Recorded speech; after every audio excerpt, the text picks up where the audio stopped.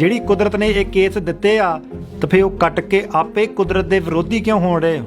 ਤੈਨੂੰ 4 ਸਾਲ ਹੋ ਗਿਆ ਆਪਣੇ ਡੇਰੇ ਦੇ ਅੰਦਰੋਂ ਲੁਕਿਆ ਬੈਠਿਆ, ਉੱਥੋਂ ਨਹੀਂ ਬਾਹਰ ਨਿਕਲ ਹੁੰਦਾ। ਤੁਸੀਂ ਆਪਣੇ ਆਪ ਨੂੰ ਗੁਰੂ ਨਾਨਕ ਪਾਤਸ਼ਾਹ ਦੇ ਯਾਰ ਖਵਾ ਰਹੇ ਹੋ।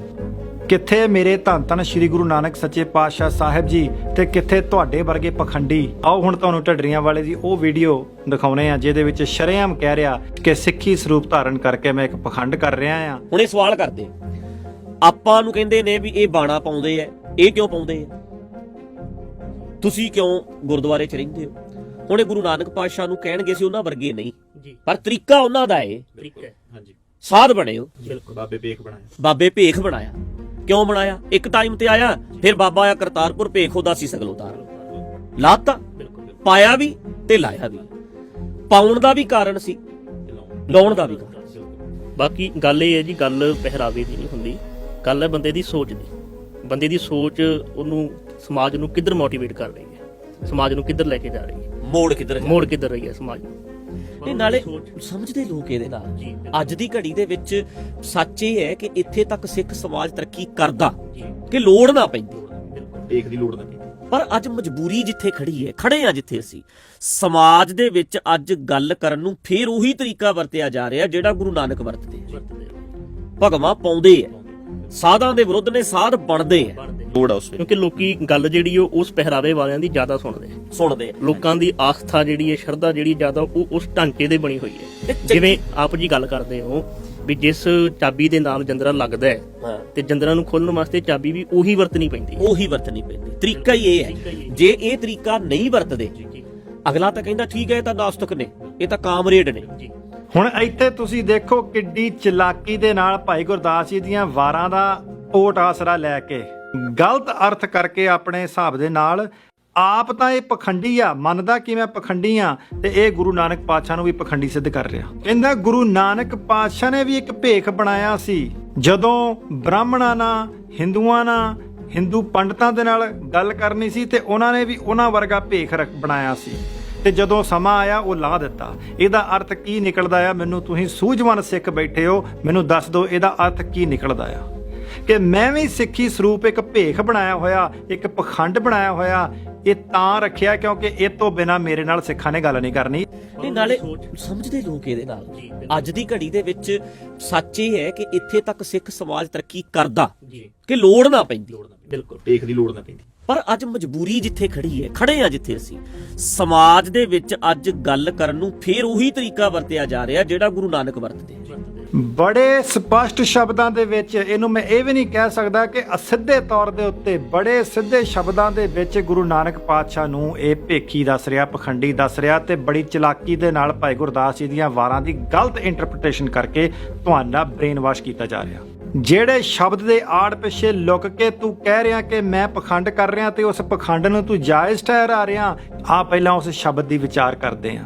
ਭਾਈ ਗੁਰਦਾਸ ਜੀ ਦੀ 24ਵੀਂ ਪੌੜੀ ਹੈ ਕਿ ਪਹਿਲਾਂ ਬਾਬੇ ਪਾਇਆ ਬਖਸ਼ਦਰ, ਪਿੱਛੋਂ ਦੇ ਫਿਰ ਘਾਲ ਕਮਾਈ। ਭਾਈ ਗੁਰਦਾਸ ਜੀ ਆਖਦੇ ਨੇ ਕਿ ਪਹਿਲਾਂ ਗੁਰੂ ਨਾਨਕ ਪਾਤਸ਼ਾਹ ਨੇ ਉਸ ਕਰਤੇ ਤੋਂ, ਉਸ ਅਕਾਲ ਪੁਰਖ ਤੋਂ ਬਖਸ਼ਿਸ਼ ਪ੍ਰਾਪਤ ਕੀਤੀ, ਪਿੱਛੋਂ ਦੇ ਫਿਰ ਘਾਲ ਕਮਾਈ। ਉਸ ਬਖਸ਼ਿਸ਼ ਦਾ ਸਦਕਾ ਹੀ ਗੁਰੂ ਨਾਨਕ ਪਾਤਸ਼ਾਹ ਨੇ ਐਡੀ ਤਕੜੀ ਘਾਲਣਾ ਘਾਲੀ ਕਿ ਕਿੰਨੇ ਹਜ਼ਾਰ ਮੀਲ ਤੁਰ ਕੇ ਉਸ ਕਰਤੇ ਦੀ ਵਿਚਾਰਧਾਰਾ ਦਾ, ਗੁਰਬਾਣੀ ਦੀ ਵਿਚਾਰਧਾਰਾ ਦਾ ਪ੍ਰਚਾਰ ਕੀਤਾ।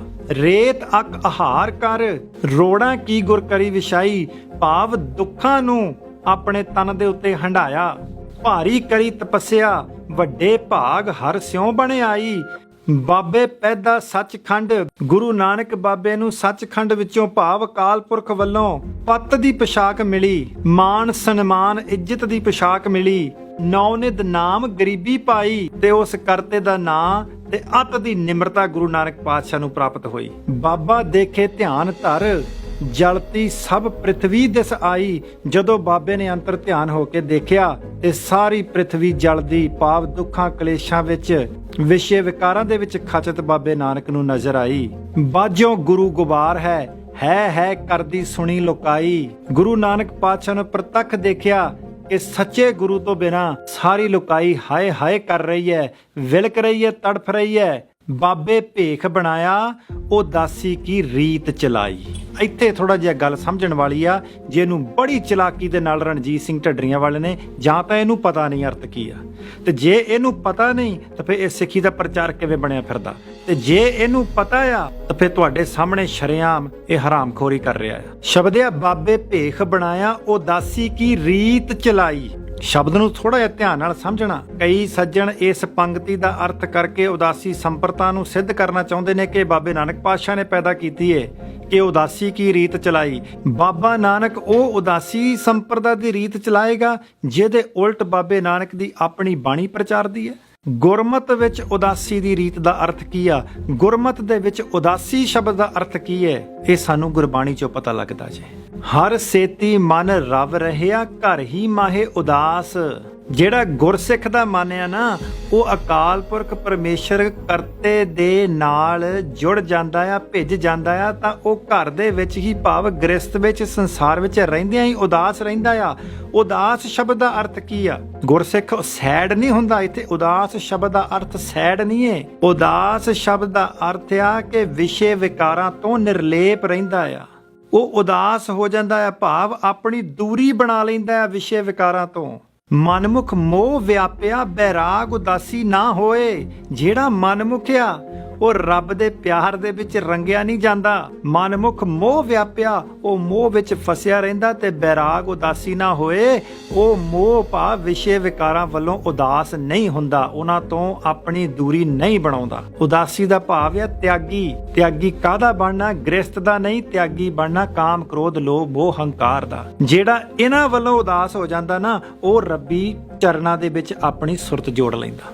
ਦੇਖੋ ਕਿੰਨੀ ਚਲਾਕੀ ਦੇ ਨਾਲ 3 ਅੱਖਰ ਚੱਕੇ 24ਵੀਂ ਪੌੜੀ ਤੋਂ ਤੇ ਉਹਨੂੰ ਜੋੜ ਦਿੱਤਾ ਮੁੜ ਕੇ ਜਾ ਕੇ ਭਾਈ ਗੁਰਦਾਸ ਜੀ ਦੀ 38ਵੀਂ ਪੌੜੀ ਦੇ ਉੱਤੇ, ਜਿੱਥੇ ਗੱਲ ਕੁਝ ਹੋਰ ਚੱਲ ਰਹੀ ਆ ਕਿ ਪਹਿਲਾਂ ਬਾਬੇ ਭੇਖ ਬਣਾਇਆ, ਫਿਰ ਬਾਬੇ ਭੇਖ ਸਗਲ ਉਤਾਰਾ। ਜਿਹੜਾ ਸੁਣਨ ਵਾਲਾ, ਜਿਨ੍ਹਾਂ ਨੂੰ ਨਹੀਂ ਪਤਾ, ਉਹਨਾਂ ਨੂੰ ਇੰਜ ਹੀ ਲੱਗੇਗਾ ਵੀ ਹਾਂ ਇਹੀ ਗੱਲ ਚੱਲ ਰਹੀ ਹੈ। ਜਿਹੜੀ 24ਵੀਂ ਪੌੜੀ ਦੇ ਵਿੱਚ ਭਾਈ ਗੁਰਦਾਸ ਜੀ ਬਿਆਨ ਕਰਦੇ ਨਾ ਕਿ ਉਦਾਸੀ ਕੀ ਰੀਤ ਚਲਾਈ, ਵੀ ਇੱਕ ਨਵਾਂ ਰਾਹ ਚਲਾਇਆ, ਮਾਰਿਆ ਸਿੱਕਾ ਜਗਤ ਵਿੱਚ ਨਾਨਕ ਨਿਰਮਲ ਪੰਥ ਚਲਾਇਆ। ਪੰਥ ਵੀ ਨਾ ਰਸਤੇ ਦਾ ਆ ਕਿ ਗ੍ਰਸਤ ਵਿੱਚ ਰਹਿੰਦਿਆਂ ਹੋਇਆਂ, ਭਾਵ ਸੰਸਾਰ ਦੇ ਵਿੱਚ ਰਹਿੰਦਿਆਂ ਹੋਇਆਂ ਕਿਵੇਂ ਅਸੀਂ ਵਿਸ਼ੇ ਵਿਕਾਰਾਂ ਤੋਂ ਉਦਾਸ ਰਹਿਣਾ ਹੈ, ਨਿਰਲੇਪ ਰਹਿਣਾ ਹੈ, ਉਹਨਾਂ ਦੇ ਨਾਲ ਅਟੈਚ ਨਹੀਂ ਹੋਣਾ, ਉਹਨਾਂ ਤੋਂ ਕਿਵੇਂ ਅਸੀਂ ਡਿਟੈਚ ਹੋਣਾ ਆ। ਤੇ ਬਾਅਦ ਵਿੱਚ ਭਾਈ ਗੁਰਦਾਸ ਜੀ ਦੱਸਦੇ ਨੇ ਕਿਵੇਂ ਕਿਵੇਂ ਕਿੱਥੇ ਕਿੱਥੇ ਬਾਬਾ ਨਾਨਕ ਸੱਚੇ ਪਾਤਸ਼ਾਹ ਜੀ ਗਏ ਨੇ। ਉਸ ਤੋਂ ਬਾਅਦ ਵਿੱਚ ਫਿਰ ਬਾਬਾ ਨਾਨਕ ਜੀ ਵਾਪਸ ਕਰਤਾਰਪੁਰ ਆਉਂਦੇ ਨੇ।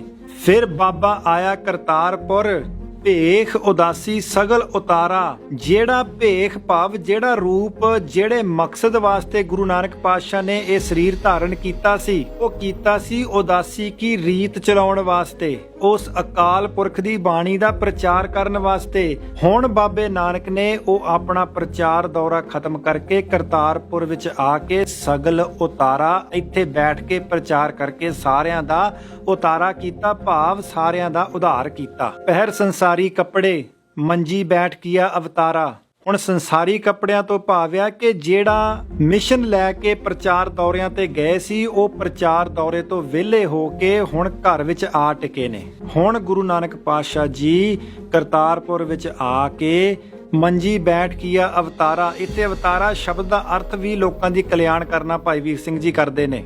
ਵੀ ਬਾਬੇ ਨਾਨਕ ਨੇ ਫਿਰ ਆਪਣੇ ਪ੍ਰਚਾਰ ਦੌਰਿਆਂ ਤੋਂ ਵਿਹਲੇ ਹੋ ਕੇ ਹੋਣ ਤੋਂ ਬਾਅਦ ਵਿੱਚ ਕਰਤਾਰਪੁਰ ਵਿੱਚ ਆ ਕੇ ਉੱਥੇ ਬੈਠ ਕੇ ਫਿਰ ਸਿੱਖ ਸੰਗਤਾਂ ਨੂੰ ਉਦਾਸੀ ਕੀ ਰੀਤ ਵਾਲੀ ਜਿਹੜੀ ਗੁਰਬਾਣੀ ਦੀ ਸੋਚ ਆ, ਗੁਰਮਤ ਦੀ ਸੋਚ ਆ, ਉਹਨੂੰ ਉੱਥੇ ਬੈਠ ਕੇ ਦ੍ਰਿੜ ਕੀਤਾ ਤੇ ਉੱਥੇ ਬੈਠ ਕੇ ਉਲਟੀ ਗੰਗ ਵਹਾਇਓਨ ਗੁਰ ਅੰਗਦ ਸਿਰ ਉੱਪਰ ਧਾਰਾ। ਫਿਰ ਗੁਰੂ ਅੰਗਦ ਪਾਤਸ਼ਾਹ ਨੂੰ ਗੁਰਿਆਈ ਬਖਸ਼ ਦਿੱਤੀ। ਭਾਈ ਵੀਰ ਸਿੰਘ ਜੀ ਇਸ ਵਾਰ ਦੇ ਅਰਥ ਕਰਦਿਆਂ ਹੋਇਆਂ ਨਿਚੋੜ ਇਹ ਕੱਢਦੇ ਨੇ, ਤੁਹਾਡੇ ਸਨਮੁਖ ਰੱਖਦੇ ਹਾਂ। ਉਹ ਕਹਿੰਦੇ ਨੇ ਕਿ ਇਸ ਵਾਰ ਦਾ ਭਾਵ ਹੈ ਕਿ ਬਾਬਾ ਜੀ ਨੇ ਪਹਿਲਾਂ ਫਿਰ ਕੇ ਸੰਸਾਰ ਨੂੰ ਤਾਰਿਆ, ਥਾਂ ਥਾਂ ਤੇ ਜਗ੍ਹਾ ਤੇ ਜਾ ਕੇ ਉਹਨਾਂ ਨੇ ਗੁਰਬਾਣੀ ਦਾ ਉਪਦੇਸ਼ ਦ੍ਰਿੜ ਕਰਾਇਆ। ਫਿਰ ਕਰਤਾਰਪੁਰ ਵਿੱਚ ਬੈਠ ਕੇ ਸਤ ਸੰਗ ਟੋਰਿਆ। ਜਿਹੜੀ ਉਦਾਸੀ ਕੀ ਰੀਤ ਚਲਾਈ 24ਵੀਂ ਪੌੜੀ ਵਿੱਚ ਦੱਸੀ ਸੀ ਨਾ, ਉਹ ਫਿਰ ਉਹਨਾਂ ਨੇ ਪ੍ਰਤੱਖ ਕਰਤਾਰਪੁਰ ਵਿੱਚ ਆ ਕੇ ਬੈਠ ਕੇ ਕਿਵੇਂ ਇਹ ਚੀਜ਼ ਪ੍ਰੈਕਟਿਸ ਕਰਨੀ ਆ ਆਪਣੇ ਸੰਸਾਰੀ ਜ਼ਿੰਦਗੀਆਂ ਦੇ ਵਿੱਚ ਵਿਚਰਦਿਆਂ ਹੋਇਆਂ ਉਸ ਚੀਜ਼ ਨੂੰ ਪ੍ਰੈਕਟੀਕਲ ਕਰਕੇ ਸਾਨੂੰ ਦੱਸਿਆ। ਤੇ ਅੱਗੇ ਭਾਈ ਵੀਰ ਸਿੰਘ ਜੀ ਕਹਿੰਦੇ ਨੇ ਤਾਂ ਕਿ ਲੋਕਾਂ ਦਾ ਅੰਧੇਰਾ ਬਾਣੀ ਦੀ ਰੌਸ਼ਨੀ ਦੇ ਨਾਲ ਹਟ ਜਾਵੇ, ਇਸ ਲਈ ਪੰਜਾਬੀ ਵਿਖੇ ਵਾਹਿਗੁਰੂ ਦਾ ਗਿਆਨ ਪ੍ਰਕਾਸ਼ ਕੀਤਾ। ਜਦ ਪੁੱਤਰ ਸ਼੍ਰੀ ਚੰਦ ਆਦ ਪ੍ਰੀਖਿਆ ਵਿੱਚੋਂ ਪੂਰੇ ਨਾ ਉਤਰੇ ਤਾਂ ਗੁਰੂ ਅੰਗਦ ਦੇਵ ਜੀ ਨੂੰ ਗੁਰਿਆਈ ਦਿੱਤੀ। ਸੋ ਇਹ ਇਸ ਤਰ੍ਹਾਂ ਅਰਥ ਕਰਦੇ ਨੇ ਭਾਈ ਵੀਰ ਸਿੰਘ ਜੀ। ਤੇ ਢੱਡਰੀਆਂ ਵਾਲੇ ਨੇ ਕਿੱਡੀ ਹਰਾਮਖੋਰੀ ਨਾਲ ਅਰਥ ਕਰਕੇ ਗੁਰੂ ਨਾਨਕ ਪਾਤਸ਼ਾਹ ਨੂੰ ਪਖੰਡੀ ਸਿੱਧ ਕਰਨ ਦਾ ਯਤਨ ਕੀਤਾ, ਇਹ ਤੁਹਾਡੇ ਸਾਹਮਣੇ ਆ। ਜੇ ਬਾਬੇ ਨਾਨਕ ਨੇ, ਤੂੰ ਕਹਿਣਾ ਕਿ ਮੈਂ ਭੇਖ ਬਣਾਇਆ, ਕਿਰਪਾਨ ਪਾਈ ਆ, ਸਿੱਖੀ ਸਰੂਪ ਪਹਿਨਿਆ, ਮੈਂ ਸਿੱਖਾਂ ਵਾਲੀ ਦਿੱਖ ਬਣਾਈ ਆ, ਮੈਂ ਵੀ ਭੇਖ ਬਣਾਇਆ। ਬਾਬੇ ਨਾਨਕ ਨੇ ਜੇ ਹਿੰਦੂ ਪੰਡਤ ਦੇ ਨਾਲ ਗੱਲ ਕੀਤੀ ਆ ਤੇ ਬਾਬੇ ਨਾਨਕ ਨੇ ਕੋਈ ਪਖੰਡ ਨਹੀਂ ਕੀਤਾ, ਕੋਈ ਭੇਖ ਨਹੀਂ ਬਣਾਇਆ ਵੀ ਹਿੰਦੂ ਪੰਡਤ ਨਾਲ ਮੈਂ ਗੱਲ ਕਰਨੀ ਹੈ, ਚੱਲ ਮੈਂ ਜਨੇਊ ਪਾ ਲੈਣਾ, ਇਹਨਾਂ ਵਰਗੀ ਬੋਦੀ ਰੱਖ ਲੈਣਾ, ਇਹਨਾਂ ਵਰਗੇ ਕੱਪੜੇ ਪਾ ਲੈਣਾ। ਜੇ ਬਾਬੇ ਨਾਨਕ ਨੇ ਹਿੰਦੂ ਦੀ ਡੈਫੀਨੇਸ਼ਨ ਦਿੱਤੀ ਆ, ਜੇ ਬਾਬੇ ਨਾਨਕ ਨੇ ਕਿਹਾ ਕਿ ਜਨੇਊ ਨਹੀਂ ਪਾਉਣਾ ਤੇ ਬਾਬੇ ਨਾਨਕ ਨੇ ਨਹੀਂ ਪਾਇਆ, ਬਾਬੇ ਨੇ ਕੋਈ ਭੇਖ ਨਹੀਂ ਬਣਾਇਆ। ਇਹ ਨਾਲੇ ਸਮਝਦੇ ਲੋਕ ਇਹਦੇ ਨਾਲ ਅੱਜ ਦੀ ਘੜੀ ਦੇ ਵਿੱਚ ਸੱਚ ਇਹ ਹੈ ਕਿ ਇੱਥੇ ਤੱਕ ਸਿੱਖ ਸਮਾਜ ਤਰੱਕੀ ਕਰਦਾ ਕਿ ਲੋੜ ਨਾ ਪੈਂਦੀ। ਜੇ ਕਹਿੰਦਾ ਸਿੱਖ ਕਿਤੇ ਇੰਨੀ ਤਰੱਕੀ ਕਰ ਜਾਂਦੇ ਤਾਂ ਸਾਨੂੰ ਇਹ ਲੋੜ ਨਾ ਪੈਂਦੀ ਇਹ ਪਖੰਡ ਕਰਨ ਦੀ, ਇਹ ਸਿੱਖੀ ਸਰੂਪ ਧਾਰਨ ਕਰਨ ਦੀ। ਅਸੀਂ ਮੋਨੇ ਕੋਨੇ ਹੋ ਕੇ ਸਿੱਖਾਂ ਨਾਲ ਗੱਲ ਕਰ ਲੈਣੀ ਸੀ, ਪਰ ਸਿੱਖਾਂ ਨੇ ਤਰੱਕੀ ਨਹੀਂ ਕੀਤੀ, ਇਸ ਕਰਕੇ ਸਾਨੂੰ ਉਹੀ ਤਰੀਕਾ ਵਰਤਣਾ ਪੈਣਾ। ਤੇ ਗੱਲ ਸਿੱਟ ਰਿਹਾ ਬਾਬੇ ਨਾਨਕ ਪਾਤਸ਼ਾਹ ਦੇ ਉੱਤੇ। ਬਾਬੇ ਨਾਨਕ ਪਾਤਸ਼ਾਹ ਨੇ ਤੇਰੇ ਵਰਗਾ ਪਖੰਡ ਵਾਲਾ ਤਰੀਕਾ ਨਹੀਂ ਵਰਤਿਆ ਸੀ। ਪਹਿਲੀ ਤੇ ਗੱਲ, ਬਾਬੇ ਨਾਨਕ ਪਾਤਸ਼ਾਹ ਨੇ ਕੋਈ ਇਹੋ ਜਿਹਾ ਲਿਬਾਸ, ਇਹੋ ਜਿਹਾ ਭੇਖ ਨਹੀਂ ਧਾਰਨ ਕੀਤਾ ਜਿਹਦੇ ਉਹ ਖੁਦ ਅਗੇਂਸਟ ਸੀਗੇ। ਤੁਸੀਂ ਸਿੱਖੀ ਸਰੂਪ ਦੇ ਅਗੇਂਸਟ ਹੋ, ਤੁਸੀਂ ਅੰਮ੍ਰਿਤ ਦੇ ਅਗੇਂਸਟ ਹੋ, ਤੁਸੀਂ ਹਥਿਆਰਾਂ ਦੇ ਅਗੇਂਸਟ ਹੋ। ਇਹਦੇ ਬਾਵਜੂਦ ਵੀ ਤੁਸੀਂ ਪਖੰਡ ਕਰਦੇ ਹੋਏ ਇਹ ਸਭ ਕੁਝ ਆਪਣੇ ਸਰੀਰ ਦੇ ਉੱਤੇ ਧਾਰਨ ਕਰੀ ਬੈਠੇ ਹੋ ਤੇ ਨਾਲੇ ਦੱਸ ਵੀ ਰਹੇ ਹੋ ਕਿ ਸਾਨੂੰ ਇਹ ਧਾਰਨ ਕਰਨ ਦੀ ਮਜਬੂਰੀ ਬਣ ਗਈ ਏ, ਇਹ ਤੋਂ ਬਿਨਾਂ ਸਿੱਖਾਂ ਨੇ ਸਾਡੀ ਗੱਲ ਨਹੀਂ ਸੁਣਨੀ। ਤੇ ਆਪਣੀ ਇਸ ਪਖੰਡ ਨੂੰ ਛਿਪਾਉਣ ਵਾਸਤੇ ਤੁਸੀਂ ਗੁਰੂ ਨਾਨਕ ਪਾਤਸ਼ਾਹ ਦਾ ਓਟ ਆਸਰਾ ਲੈਣ ਦੀ ਕੋਸ਼ਿਸ਼ ਕਰ ਰਹੇ ਹੋ। ਕਿੱਥੇ ਮੇਰੇ ਧੰਨ ਧੰਨ ਸ੍ਰੀ ਗੁਰੂ ਨਾਨਕ ਸੱਚੇ ਪਾਤਸ਼ਾਹ ਸਾਹਿਬ ਜੀ ਤੇ ਕਿੱਥੇ ਤੁਹਾਡੇ ਵਰਗੇ ਪਖੰਡੀ? ਕਿੱਥੇ ਬਾਬਾ ਨਾਨਕ? ਉਹ ਜੇ ਮੁਸਲਮਾਨਾਂ ਨਾਲ ਵਿਚਾਰ ਕਰਨੀ ਆ ਤਾਂ ਉਹਨਾਂ ਦੇ ਗੜ੍ਹ ਵਿੱਚ ਜਾ ਕੇ ਕੀਤੀ ਆ, ਜੇ ਹਿੰਦੂਆਂ ਨਾਲ ਵਿਚਾਰ ਕਰਨੀ ਆ ਤਾਂ ਉਹਨਾਂ ਦੇ ਪੰਡਤਾਂ ਦੇ ਨਾਲ ਵਿੱਚ ਬੈਠ ਕੇ ਕੀਤੀ ਆ, ਜੇ ਜੋਗੀਆਂ ਨਾਲ ਵਿਚਾਰ ਕਰਨੀ ਸੀ ਤੇ ਉਹਨਾਂ ਦੇ ਵਿੱਚ ਜਾ ਕੇ ਉੱਥੇ ਬੈਠ ਕੇ ਵਿਚਾਰ ਕੀਤੀ ਆ। ਤੈਨੂੰ 4 ਸਾਲ ਹੋ ਗਿਆ ਆਪਣੇ ਡੇਰੇ ਦੇ ਅੰਦਰੋਂ ਲੁਕਿਆ ਬੈਠਿਆ, ਉੱਥੋਂ ਨਹੀਂ ਬਾਹਰ ਨਿਕਲ ਹੁੰਦਾ। ਤੁਸੀਂ ਆਪਣੇ ਆਪ ਨੂੰ ਗੁਰੂ ਨਾਨਕ ਪਾਤਸ਼ਾਹ ਦੇ ਯਾਰ ਖਵਾ ਰਹੇ। ਮੈਂ ਹੱਥ ਜੋੜ ਕੇ ਬੇਨਤੀ ਕਰਾਂਗਾ ਆਪਣੇ ਸਿੱਖ ਵੀਰਾਂ ਤੇ ਭੈਣਾਂ ਵਾਸਤੇ, ਕਦੋਂ ਤੁਸੀਂ ਜਾਗਣਾ, ਕਦੋਂ ਤੁਹਾਡੀ ਨੀਂਦ ਖੁੱਲਣੀ ਆ? ਕਿਉਂ ਤੁਸੀਂ ਸਾਹਮਣੇ ਬੈਠ ਕੇ ਗੁਰੂ ਦੀ ਨਿੰਦਿਆ ਕਰਾਈ ਜਾ ਰਹੇ ਹੋ? ਭਗਵਾਂ ਪਾਉਂਦੇ ਆ, ਸਾਧਾਂ ਦੇ ਵਿਰੁੱਧ ਨੇ, ਸਾਧ ਬਣਦੇ ਆ। ਲੋੜ ਆ ਉਸ ਕਿਉਂਕਿ ਲੋਕੀ ਗੱਲ ਜਿਹੜੀ ਉਹ ਉਸ ਪਹਿਰਾਵੇ ਵਾਲਿਆਂ ਦੀ ਜ਼ਿਆਦਾ ਸੁਣਦੇ ਲੋਕਾਂ ਕਹਿੰਦੇ ਅਸੀਂ ਗੁਰੂ ਨਾਨਕ ਪਾਤਸ਼ਾਹ ਬਣਦੇ ਨਹੀਂ, ਪਰ ਤਰੀਕਾ ਉਹਨਾਂ ਵਰਗਾ ਆ। ਸਾਧਾਂ ਦੇ ਵਿਰੁੱਧ ਸੀ ਪਰ ਸਾਧ ਬਣੇ ਉਹ। ਇਹਨੂੰ ਸਮਝ ਲਿਓ, ਇਹਦਾ ਅਰਥ ਕੀ ਨਿਕਲਦਾ ਆ। ਸਾਧਾਂ ਦੇ ਵਿਰੁੱਧ ਸੀ ਪਰ ਸਾਧ ਬਣੇ ਉਹ। ਅਰਥ ਸਿੱਧਾ ਨਿਕਲਿਆ ਜਿਹੜੀ ਆਪਣੀ ਗੱਲ ਕਰ ਰਿਹਾ ਕਿ ਮੈਂ ਵੀ ਸਿੱਖੀ ਦੇ ਵਿਰੁੱਧ ਆ ਪਰ ਮੈਂ ਸਿੱਖ ਬਣਿਆ ਆ, ਕਿਉਂਕਿ ਇਹ ਤੋਂ ਬਿਨਾਂ ਸਿੱਖਾਂ ਨੇ ਮੈਨੂੰ ਗੱਲ ਨਹੀਂ ਕਰਨ ਦੇਣੀ। ਤਰੀਕਾ ਹੀ ਇਹ ਹੈ, ਜੇ ਇਹ ਤਰੀਕਾ ਨਹੀਂ ਵਰਤਦੇ ਅਗਲਾ ਤਾਂ ਕਹਿੰਦਾ ਠੀਕ ਹੈ ਇਹ ਤਾਂ ਨਾਸਤਕ ਨੇ, ਇਹ ਤਾਂ ਕਾਮਰੇਡ ਨੇ। ਉਦਾਹਰਣ ਦਿੰਦੇ ਬਾਬੇ ਨਾਨਕ ਦੀ ਵੀ ਬਾਬਾ ਨਾਨਕ ਸਾਧ ਬਣਿਆ ਸੀ, ਨਹੀਂ, ਬਾਬਾ ਨਾਨਕ ਸੱਚਮੁੱਚ ਸਾਧ ਸੀ। ਸਾਧ ਸ਼ਬਦ ਦਾ ਅਰਥ ਹੈ ਜਿਹਨੇ ਆਪਣਾ ਮਨ ਸਾਧ ਲਿਆ। ਬਾਕੀ ਗੱਲ ਇਹ ਹੈ ਜੀ, ਗੱਲ ਪਹਿਰਾਵੇ ਦੀ ਨਹੀਂ ਹੁੰਦੀ, ਗੱਲ ਹੈ ਬੰਦੇ ਦੀ ਸੋਚ ਦੀ। ਬੰਦੇ ਦੀ ਸੋਚ ਉਹਨੂੰ ਸਮਾਜ ਨੂੰ ਕਿੱਧਰ ਮੋਟੀਵੇਟ ਕਰ ਰਹੀ ਹੈ, ਸਮਾਜ ਨੂੰ ਕਿੱਧਰ ਲੈ ਕੇ ਜਾ ਰਹੀ ਹੈ, ਮੋੜ ਕਿੱਧਰ ਰਹੀ ਹੈ ਸਮਾਜ। ਸੋਚ ਚੰਗੀ ਹੋਣੀ ਚਾਹੀਦੀ ਹੈ। ਦਾੜੀ ਰੱਖਣੀ ਰੱਖੋ, ਦਸਤਾਰ ਬੰਨਣੀ ਬੰਨੋ, ਇਹ ਪਹਿਰਾਵਾ ਕੋਈ ਮਾਇਨਾ ਨਹੀਂ ਰੱਖਦਾ। ਆਹ ਸਿੱਖੀ ਪ੍ਰਚਾਰ ਆ, ਆਹ ਪ੍ਰਚਾਰ ਤੁਹਾਡੇ, ਆਹ ਜ਼ਹਿਰ ਤੁਹਾਡੇ ਮਨਾਂ ਦੇ ਅੰਦਰ ਪਾਈ ਜਾ ਰਹੀ, ਜਿਹੜੇ ਕਹਿੰਦੇ ਜੀ ਇਹ ਤਾਂ ਸਿੱਖੀ ਦਾ ਪ੍ਰਚਾਰ ਕਰਦੇ ਨੇ। ਮੈਂ ਇੱਥੇ ਇੱਕ ਸਵਾਲ ਇੱਕ ਰਣਜੀਤ ਸਿੰਘ ਨੂੰ ਪੁੱਛਣਾ ਚਾਹੁੰਦਾ। ਰਣਜੀਤ ਸਿੰਘ, ਤੁਸੀਂ ਬਾਹਾਂ ਖਲਾਰ ਖਲਾਰ ਕੇ ਹੋਕੇ ਦਿੰਦੇ ਹੋ ਕਿ ਅਸੀਂ ਕੁਦਰਤ ਦੇ ਪੁਜਾਰੀ ਹਾਂ, ਅਸੀਂ ਕੁਦਰਤ ਨੂੰ ਮੰਨਦੇ ਹਾਂ, ਅਸੀਂ ਲਾਅ ਆਫ ਨੇਚਰ ਨੂੰ ਮੰਨਦੇ ਹਾਂ। ਇੱਕ ਸਵਾਲ ਦਾ ਜਵਾਬ ਜਾਈ, ਜਿਹੜਾ ਆ ਤੇਰਾ ਚੇਲਾ ਗੱਲ ਕਰਕੇ ਗਿਆ ਕਿ ਪਹਿਰਾਵੇ ਦੀ ਭਾਵ ਸਿੱਖੀ ਸਰੂਪ ਦੀ ਕੋਈ ਅਹਿਮੀਅਤ ਨਹੀਂ ਆ, ਤੇ ਰਣਜੀਤ ਸਿੰਘ ਤੇਰੇ ਲਾਅ ਆਫ ਨੇਚਰ ਨੇ ਇਹ ਦਾੜੀ ਦਿੱਤੀ ਹੈ ਜਾਂ ਕਿਸੇ ਹੋਰ ਨੇ ਦਿੱਤੀ ਆ? ਜਹੇਦਾਰ ਨੇ ਤਾਂ ਦਿੱਤੀ ਨਹੀਂ, ਟਕਸਾਲੀਆਂ ਨੇ ਤਾਂ ਦਿੱਤੀ ਨਹੀਂ ਦਾੜੀ ਤੈਨੂੰ। ਇਹ ਦਾੜੀ ਲਾਅ ਆਫ ਨੇਚਰ ਚੋਂ ਹੀ ਆਈ ਹੈ ਨਾ, ਕੁਦਰਤ ਹੀ ਦੇ ਰਹੀ ਹੈ ਨਾ। ਜਿਹਨੂੰ ਤੁਹਾਡੇ ਬੰਦੇ ਰੇਡੀਓ ਤੇ ਬੈਠ ਕੇ ਕਹਿੰਦੇ ਆ ਇਹ ਰੱਖ ਕੇ ਤਾਂ ਬੰਦਾ ਗੰਦਾ ਜਿਹਾ ਬਣ ਜਾਂਦਾ, ਰੋਟੀ ਵੀ ਨਹੀਂ ਖਾ ਹੁੰਦੀ ਚੱਜ ਦੇ ਨਾਲ, ਇਹ ਕੁਦਰਤ ਨੇ ਦਿੱਤੀ। ਫਿਰ ਤੁਸੀਂ ਕਹਿੰਦੇ ਕੁਦਰਤ ਜੋ ਕਰਦੀ ਸਹੀ ਕਰਦੀ, ਫਿਰ ਕੁਦਰਤ ਨੇ ਗਲਤ ਕੰਮ ਕਰਤਾ ਤੁਹਾਨੂੰ ਦਾੜੀ ਦੇ ਕੇ, ਮੁੱਛਾਂ ਦੇ ਕੇ। ਉਹ ਇੱਕ ਜਗ੍ਹਾ ਤਾਂ ਖੜ ਜਾਓ। ਜੇ ਰੱਬ ਨੂੰ ਨਹੀਂ ਮੰਨਣਾ, ਕੁਦਰਤ ਦੀ ਮੰਨ ਲਓ। ਕੁਦਰਤ ਤਾਂ ਤੁਹਾਨੂੰ ਦੇ ਰਹੀ ਆ, ਤਾਂ ਤੁਸੀਂ ਉਹਦੀ ਵੀ ਨਹੀਂ ਮੰਨ ਰਹੇ। ਇਹ ਤੁਹਾਡੇ ਵਰਗੇ ਦੋਗਲਿਆਂ ਵਰਗਾ ਨਹੀਂ ਸੀ ਮੇਰਾ ਬਾਬਾ ਨਾਨਕ। ਨਾਲੇ ਕੁਦਰਤ ਕੁਦਰਤ ਕੂਕੀ ਵੀ ਜਾਂਦੇ ਹੋ। ਤੇ ਜਿਹੜੀ ਕੁਦਰਤ ਨੇ ਫੇਸ ਰੂਪ ਦਿੱਤਾ ਆ, ਜਿਹੜੀ ਕੁਦਰਤ ਨੇ ਇਹ ਕੇਸ ਦਿੱਤੇ ਆ, ਤਾਂ ਫੇ ਉਹ ਕੱਟ ਕੇ ਆਪੇ ਕੁਦਰਤ ਦੇ ਵਿਰੋਧੀ ਕਿਉਂ ਹੋਣ ਰਹੇ ਹੋ? ਜਿਹਨੂੰ ਤੁਸੀਂ ਕਹਿੰਦੇ ਇਹੀ ਸਾਡਾ ਰੱਬ ਆ। ਕੁਦਰਤ ਦੇ ਲੌਜ਼ ਨੂੰ ਸਮਝ ਕੇ ਜ਼ਿੰਦਗੀ ਜਿਉਣੀ ਚਾਹੀਦੀ ਆ। ਤੇ ਕੁਦਰਤ ਦੇ ਲਾਅ ਦੇ ਵਿੱਚ ਹੀ ਦਾੜੀ ਵੱਧ ਰਹੀ ਆ, ਕੁਦਰਤ ਦੇ ਲਾਅ 'ਚ ਹੀ ਮੁੱਛਾਂ ਉੱਗ ਰਹੀਆਂ, ਕੁਦਰਤ ਦੇ ਕਾਨੂੰਨ ਦੇ ਵਿੱਚ ਹੀ ਸਿਰਾਂ ਦੇ ਕੇਸ ਬਾਹਰ ਆ ਰਹੇ ਆ। ਤੇ ਫਿਰ ਕੁਦਰਤੀ ਨਿਯਮਾਂ ਦੀ ਪਾਲਣਾ ਤੁਸੀਂ ਕਿਉਂ ਨਹੀਂ ਕਰ ਰਹੇ, ਜਿਹੜਾ ਨਿੱਤ ਹੋਕਾ ਦਿੰਦੇ ਹੋ ਕਿ ਕੁਦਰਤ ਦੇ ਨਿਯਮਾਂ ਦੇ ਅਨੁਕੂਲ ਚੱਲੋ?